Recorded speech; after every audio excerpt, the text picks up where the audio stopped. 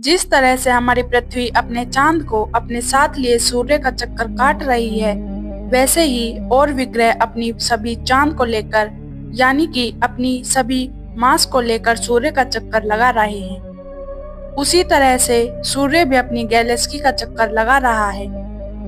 हमारा solar system milky वे Galaxy में लगभग 200 बिलियन यानी 200 अरब दूसरे तारों के साथ एक बड़े से सुपर मैसिव ब्लैक होल को ऑर्बिट कर रहा है। हमारे सोलर सिस्टम भले ही इस गैलेक्सी और यूनिवर्स का एक छोटा सा हिस्सा ही क्यों ना हो, लेकिन हम इंसानों के लिए यह खुद ही किसी यूनिवर्स से कम नहीं है, क्योंकि आज तक कोई इंसान या फिर हमारे द्वारा बनाया गया कोई भी स्पेसक्राफ्ट इसे पार नहीं कर पाया है। सोलर सिस्टम कितना बड़ा है, आप इसका अंदाजा इसी बात से लगा सकते हैं कि यह खुद ही करीब 4 भागों में बटा है। जहां सूर्य के बाद शुरुआत में बारी आती है सोलर सिस्टम के 4 रॉकी प्लेनेट यानी चट्टानी ग्रहों की, जिसमें से एक अर्थ पर हम इंसान रहते हैं। फिर शुरू होती है एक एस्टेरॉयड की बड़ी दीवार, जिसमें लाखों एस्टेरॉयड इन चारों चट्टानों ग्रहों को बाकी 4 गैस जॉइंट यानी जुपिटर, सेंटर, यूरेनस और नेपच्यून से अलग करते हैं। एस्टेरॉयड की इस दीवार को हम एस्टेरॉयड बेल्ट कहते हैं, लेकिन इस गैस जॉइंट के बाद एक और एस्टेरॉयड की दीवार शुरू होती है, जिसे हम कुपर बेल्ट कहते हैं, जिसमें कुछ सेंटीमीटर से लेकर कई हजार किलोमीटर बड़े एस्टेरॉयड लगातार सूरज को ऑर्बिट करते आ रहे हैं। ये हमारे सोलर सिस्टम में सभी 8 ग्रहों और सोलर सिस्टम के आखिरी भाग कहे जाने वाले हॉट क्लाउड को अलग करते हैं। मुझे यकीन है कि सोलर सिस्टम की इन बड़ी बड़ी लाखों एस्टेरॉयड से बने बेल्ट्स को हम देखते हुए आपके मन में भी कभी न कभी ये सवाल तो जरूर ही आया होगा कि आखिर हमारे नेव हॉरिजन और वाइजर 1 और वाइजर 2 जैसे स्पेसक्राफ्ट इन लाखों एस्टेरॉयड को पार कैसे करते हैं। कभी हमारा कोई स्पेसक्राफ्ट किसी एस्टेरॉयड से क्यों नहीं टकराता। तो दोस्तों, आज के इस वीडियो में हम आपको आपके इसी सवाल का जवाब देने वाले हैं, जिसमें हम आज डिटेल से समझेंगे कि कैसे स्पेसक्राफ्ट कोई एस्टेरॉयड या एस्टेरॉयड बेल्ट या कुपर बेल्ट के लाखों एस्टेरॉयड से बचकर अपने मिशन को कंप्लीट करते हैं। आखिर इस पूरे सफर में कौन कौन सी टेक्नोलॉजी होती है जो स्पेसक्राफ्ट को एस्टेरॉयड कोलिजन से बचाती है। तो चलिए शुरू करते हैं। जब आप कोई बॉलीवुड या हॉलीवुड साइंस फिक्शन मूवी देखते हैं कि किसी तरह उनका स्पेसक्राफ्ट एस्टेरॉयड से बचता निकलता है, हालांकि ऐसा कुछ भी नहीं होता। मूवी वाले इस बात को ज्यादा ही कॉम्प्लिकेटेड बेल्ट से बचकर निकलना इतना भी मुश्किल नहीं है। इसको जानने के लिए हमें एस्टेरॉयड और एस्टेरॉयड बेल्ट के बारे में जानना पड़ेगा। एस्टेरॉयड का सबसे पहले स्पेस करने वाले व्यक्ति का नाम था गजेपे पियाजी, जो एक इटालियन मैथमेटिशियन एंड एस्ट्रोनॉमिकली सेरस थे, जिसे आज हमें वाई एक्स मायर की खोज होने लगी, जो साइज में काफी बड़े थे। ये इंसानों द्वारा एस्टेरॉयड बेल्ट की सबसे पहली ऑब्जर्वेशन कही जा सकती है। इसलिए 1802 तक इन सभी सोलर सिस्टम के नए बड़े ऑब्जेक्ट्स को माइनर प्लेनेट कहा जाने लगा। लेकिन जल्द ही जब इनकी संख्या हजारों से बढ़कर लाखों में पहुंचने लगी, तब इन सभी ऑब्जेक्ट का नाम बदलकर एस्टेरॉयड कर दिया गया, यानी कि क्षुद्र ग्रह कर दिया गया। जिस रीजन में वे लोकेटेड है उसका नाम एस्टेरॉयड बेल्ट कर दिया गया, यानी कि शुद्ध ग्रहों को एक अलग ही जोन उन्हें दे दिया गया। इसके कुछ डिकेड्स बीत जाने के बाद 1930 में हमारा सामना एक बार फिर एक नई खोजी गई एस्टेरॉयड बेल्ट से हुआ, जिसमें कई बड़े ऑब्जेक्ट मौजूद थे, जो सोलर सिस्टम के आखिरी प्लेनेट नेपच्यून से 30 एस्ट्रोनॉमिकल यूनिट से लेकर 50 एस्ट्रोनॉमिकल यूनिट तक फैली थी, यानी कि इसका फैलाव ही 20 एस्ट्रोनॉमिकल यूनिट के बराबर था। और इसमें भी कई लाख एस्टेरॉयड यानी कि क्षुद्र ग्रह लगातार सूरज को ऑर्बिट कर रहे थे, जिनमें सबसे बड़ा ऑब्जेक्ट था प्लूटो से 18 फरवरी 1930 में एरिज़ोना की लोवल ऑब्जर्वेटरी के क्लाउड W टोम्बाक नाम के एस्ट्रोनोवा डिस्कवर किया गया था। क्योंकि इसका डायमीटर 2376 किलोमीटर यानी पृथ्वी के डायमीटर के करीब 18 था, इसलिए उस समय से ग्रह मान लिया गया। इस तरह लंबे समय तक प्लूटो नेपच्यून के बाद हमारा 9th प्लेनेट बनकर रहा, पर 2006 में इसे भी ग्रह की लिस्ट से बाहर निकालकर एक नई ड्वाइट बनाई गई। कुल मिलाकर कहने का मतलब सिर्फ यह है कि हमारे इस सोलर सिस्टम में ऐसी 2 बड़ी एस्टेरॉयड बेल्ट मौजूद है, जिनमें लाखों छोटे बड़े एस्टेरॉयड मौजूद हैं। इनमें से कई तो इतने बड़े हैं कि उनका डायमीटर हजारों किलोमीटर है। आप ये सोच रहे होंगे कि जब हमारे सोलर सिस्टम इतने एस्टेरॉयड यानी कि क्षुद्र ग्रह घूम रहे हैं, तो हमारी धरती से कभी क्यों नहीं टकराते? आपका ये सवाल बिल्कुल ठीक है। अब इसका जवाब हम आपको बड़े ही सिंपल शब्दों में देंगे। अब जरा आप ये सोचिए कि हमारी धरती इतनी बड़ी होकर भी अपने ऑर्बिट यानी अपनी एक निर्धारित समय सीमा और अपने एक निर्धारित अक्ष पर ही घूम रहे नहीं, तो वह किसके कारण पॉसिबल है? इसका कारण सबको पता है, ऑब्वियस सूर्य की वजह से।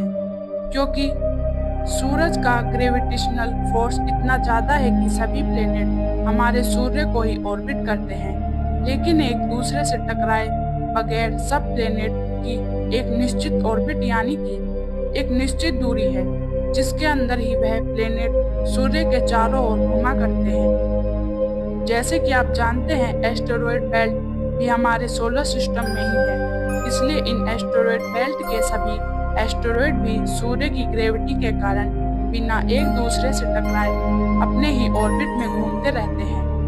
आपको जानकर हैरानी होगी कि एस्टेरॉयड बेल्ट में कुछ एस्टेरॉयड इतने बड़े हैं कि वैज्ञानिकों का मानना है अगर यह एस्टेरॉयड एक साथ मिल गए तो एस्टेरॉयड आपस में मिलकर एक प्लेनेट बना सकते हैं, जो हमारे मून से थोड़ा ही छोटा होगा। मार्स एंड जुपिटर के बीच बने इस एस्टेरॉयड बेल्ट में ऐसे 4 एस्टेरॉयड हैं जिनका साइज बहुत ज्यादा है। इनमें सेरेस, वेस्टा, बैलेंस एंड हाइजिया है। अब आपके मन में सवाल उठ रहा होगा कि क्या अभी तक कोई ऐसा मिशन हुआ है जिससे इन सभी एस्टेरॉयड बेल्ट को क्रॉस किया हो?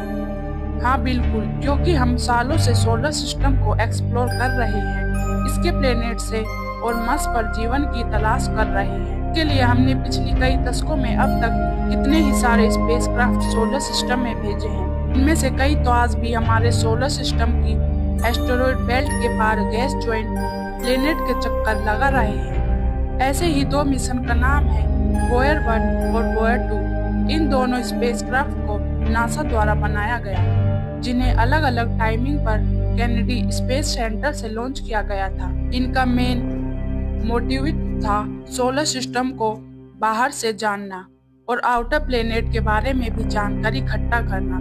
इस मिशन में पहले वायर 2 को 20 अगस्त 1977 में लॉन्च किया गया था। इसके बाद वायर 1 को 5 सितंबर 1977 को लॉन्च किया गया था।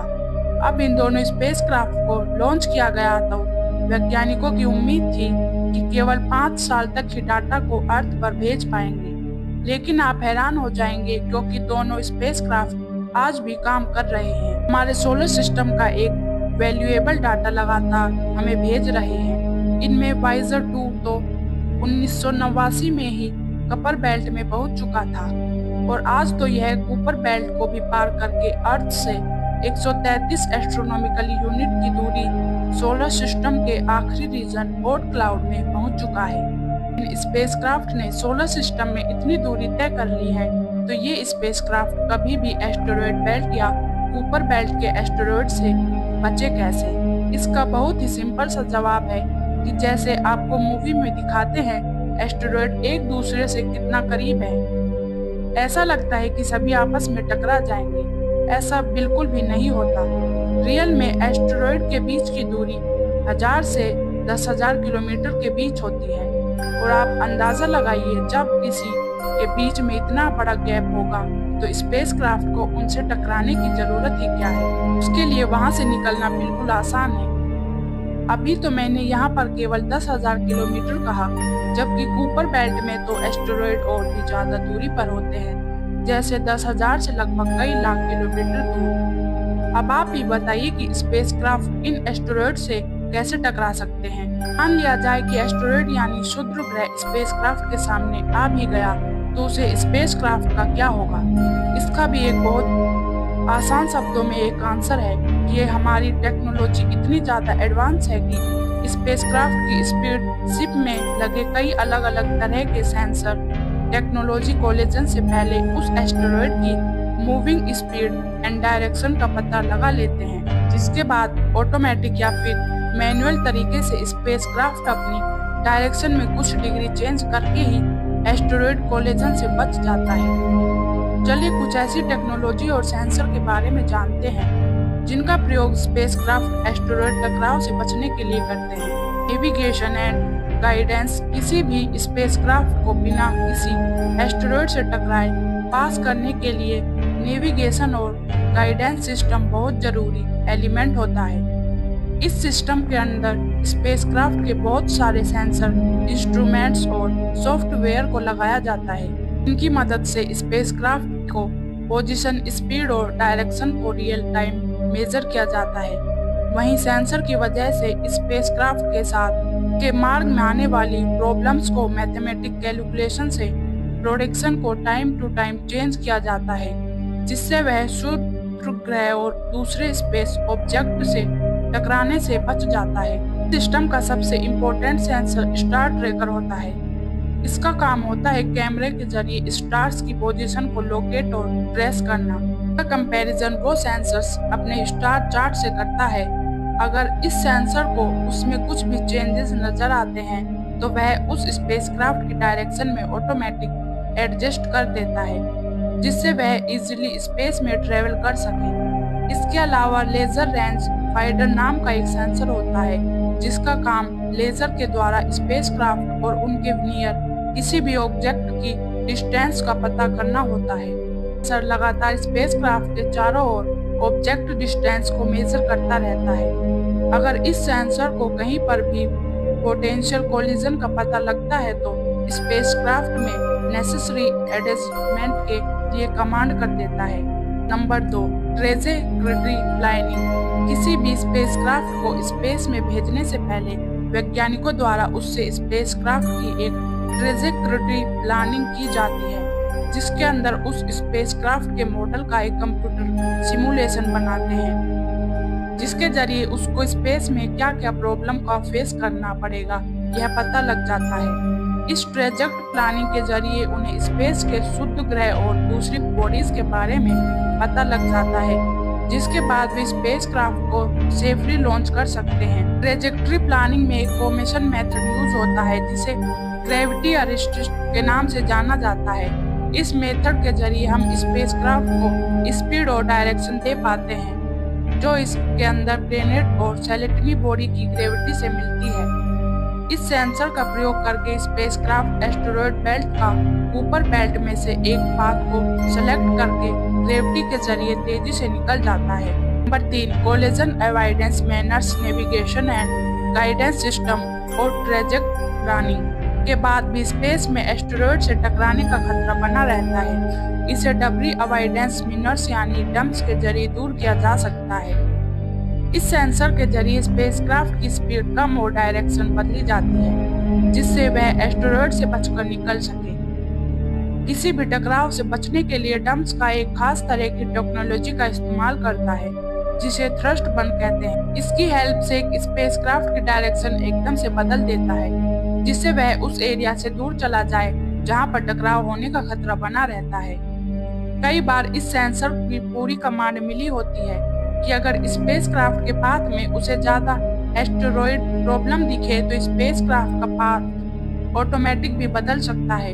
यानी ये सभी टेक्नोलॉजी हमेशा यह बात इंश्योर करते हैं कि हमारी space problem safely solar system में एक्सप्लोरेशन का काम कर सके। इन सब बातों का कंक्लूजन क्या है? एस्टेरॉयड बेल्ट एंड क्विप बेल्ट को किसी भी स्पेस प्रोब के लिए एक्सप्लोर करना बहुत ज्यादा चैलेंजिंग है और रिस्की भी साबित हो सकता है। हालांकि high advance navigation and guided system, trajectory planning को कोलिजन अवॉइडेंस मेन्यू जैसे सेंसर और इंस्ट्रूमेंट की हेल्प से स्पेस में आने वाली सभी प्रॉब्लम जैसे एस्टेरॉयड और टकराव को तो दूर किया जा सकता है और सेफली अपने रीजन में जाया जा सकता है। उनकी हेल्प से हमें सोलर सिस्टम की हिस्ट्री और इवोल्यूशन को भी जानने में मदद मिलती है। हमें पता है कि बहुत ज़्यादा रिस्की है, लेकिन फिर भी स्पेस एक्सप्लोरेशन लगातार हमें अपनी बाउंड्रीज को पुश करने के लिए मोटिवेट करता है, जिससे हमें यूनिवर्स के बारे में बहुत सी नॉलेज मिलती है। Overall asteroid belt and Kuiper belt का एक्सप्लोरेशन ह्यूमंस की इमेजिनेशन एंड डिटर्मिनेशन की स्पीड को दिखाता है कि ह्यूमन कभी भी एक जगह नहीं रुकेंगे। अब मुझे उम्मीद है कि आपको इस सवाल का जवाब मिल गया होगा कि आखिर कैसे स्पेसक्राफ्ट हमारे सोलर सिस्टम इन लाखों एस्टेरॉयड से बचकर अलग अलग ग्रहों और उनके चंद्रमा को एक्सप्लोर करते हैं। आज की इस वीडियो में बस इतना ही।